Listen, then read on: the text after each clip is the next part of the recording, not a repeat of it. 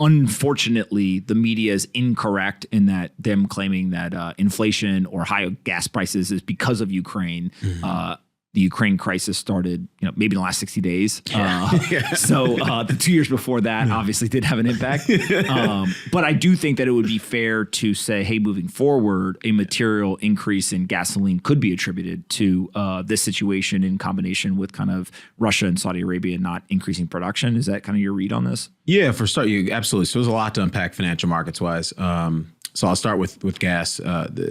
The fact that crude oil is up as much as it is today, it was up at 8% this morning, or up 8% this morning when I checked. Could be up more or less now, but tells you that there is this sort of concept about a geopolitical premium baked into the oil price, and it very clearly is rebutting that today. There was not a geopolitical premium baked into the oil price, otherwise you wouldn't see the kind of price action that we have today. Number two, it's very likely to be persistent. To the extent that we continue to have geopolitical conflict. And as I said earlier, there's really no exit ramp for this conflict anytime soon, because it strikes me that Putin's goals are directly at odds with the Biden administration. So somebody's going to have to blink, and usually there takes a lot more pain for these major powers to blink, unfortunately. One thing I thought was really interesting to me, the most interesting thing that's happened in the last 24 hours is the big decline in the real interest rate here in the U.S.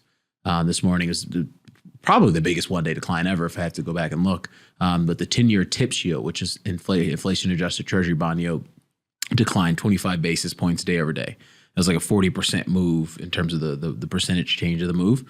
And it's directly at odds with what happened yesterday. So yesterday we saw bond yields rise because the sort of specter of war would tax the sort of the already depressed productive capacity of the economy. You could actually see more inflation as a function of this. But then today, I think the market is sort of realizing, oh, no, wait, this is actually bearish because we're going to talk about $100 oil going to $110 oil, going to $120 oil, and ultimately the negative impact that that's likely to have on the U.S. consumer and by extension, the global economy. When you start to think about the Fed, let's go there. Your favorite topic. Yeah, well, because I do think that whether people like it or not, the Fed is ultimately the decider of what happens to asset prices right now. 100%. And you could argue that that's always been true, but I think right now when you get uncertainty, when you get chaos, when you get complexity in the system, and you're looking for signal, a lot of times if you just zero in on where does the chain of events start, the Fed usually is the originator of a lot of action. Not all of it, but a lot of it. Totally. Asset prices, especially risk assets, have sold off over the last 4 months or so because everyone thinks the Fed's going to raise, they're going to raise the interest rate, they're going to raise the interest rate. As much as I think JP Morgan said 9 times over the next year. Obviously, I think that was probably a little Strategists aggressive. are tripping over themselves to get the highest number. Who could say 11? Who could say 11 and not get fired? You won't write 11? I'll buy you a beer. Oh, he wrote 11. like literally, I feel like that's what's going on there. Right? So, all right, so 9, I think people are like, all right, that's the extreme upside.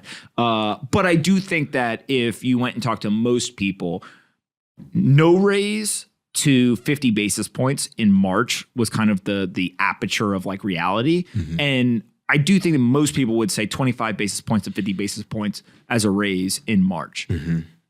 48 hours ago, I literally think that's what people thought.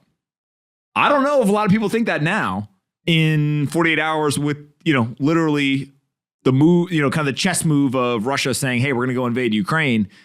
Does that change? Or do you still think that they have to raise in order to still address the issues here in the United States? Oh, no, the Fed's hands are very much tied in terms of monetary tightening for a couple of reasons. One, there has not been a big enough feedback sort of mechanism in financial markets in terms of tightening financial conditions for the Fed to suggest that somehow they're going to achieve their inflation mandate or somehow they need to defend their maximum and inclusive employment mandate at this particular juncture. We have not seen enough carnage. Credit spreads are, 400 basis points over on high yield, roughly thereabouts. They could double before you actually start to see a real big hit to economic activity as a function of that. So that's number one. And then number two, and this is something that, I think is kind of the second order thinking, which is if the Fed does not raise, just given all the tightening that's been priced into, forwards curves, then they effectively amount to easing, which I'm not sure that the central bank wants to send a signal that they're easing at this particular juncture. You know what I mean? Because it's already priced in, so you almost have to do it, right? If you don't do it, then the markets will take it out, and that's how markets will function and respond to that. So they're already on the path to losing their credibility if they haven't already. Certainly, they've lost it with a large pocket of investors. They might lose it with all of us if they don't at least try to start normalizing monetary policy. I'm going to read you a portion of a DM. I got I reached out to somebody and I said, hey, what do you think about this yesterday? It's somebody who has a very unique kind of intersection. They understand some of the geopolitical stuff. They understand some of the macroeconomy stuff. They understand Bitcoin, et cetera. And he sent me back a number of really intelligent points. I don't want to say who it is because I didn't ask him.